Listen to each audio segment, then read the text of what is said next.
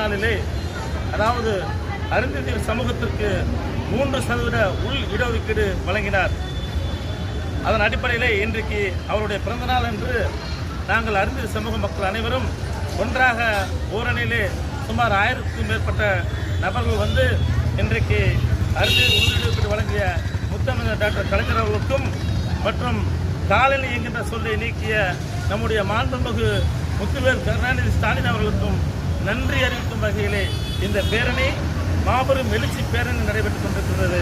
இந்த பேரணியை நிச்சயமாக சிறப்புரையாற்ற துவக்கி வைக்க நம்முடைய பொதுச்செயலர் தென்றல் நாகராஜன் அவர்களும் மற்றும் புரட்சி தீபம் ஆர் லோக அவர்களும் அந்தியூர் சத்திவேல் அவர்களும் அரும்பாடுபட்டு இன்றைக்கு தோழர்கள், அதே போல நம்முடைய மகளிரணி தோழர்கள் மஞ்சுளா அவர்களும் மற்றும் சந்திரா அவர்களும் மற்றும் பூங்குடி அவர்களும் இந்த கூட்டத்திலே வந்திருக்கிறார்கள். பெண்கள், மகளிர்கள் அனைவரும், அதாவது கவிதா உள்பட அனைவரும் திரளாக கலந்து கொண்டிருக்கிறார்கள். நிச்சயமாக எங்களுடைய அந்த சொல்லை காலனி என்கின்ற சொல்லை நீக்கிய தமிழகங்களுக்கு கோடான கோடி நன்றி தெரிவித்துக் கொண்டு நாங்கள் நடைபயணமாக சென்று, அதாவது ஐயா அவர்களுக்கு மலர் தூவி மரியாதை செய்ய உள்ளோம். நன்றி, வணக்கம். வாழ்க வாழ்க வாழ்கவே, வாழ்க வாழ்க வாழ்கவே, அம்பேத்கர் வாழ்கவே,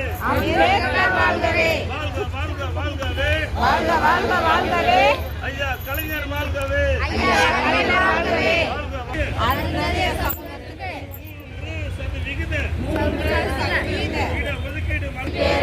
காலனி என்கின்ற சொல்லை நீக்கிய மாண்புமிகு தமிழக முதல்வர் ஐயா ஸ்டாலின் வாழ்கவே,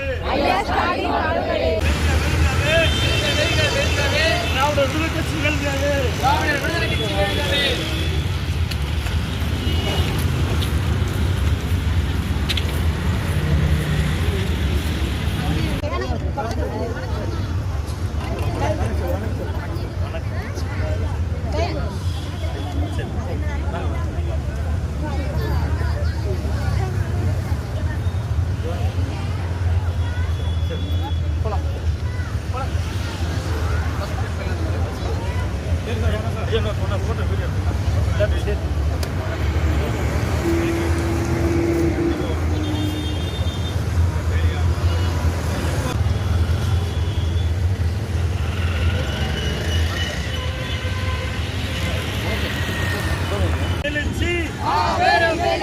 பேரணி நடைபெறுகிறது.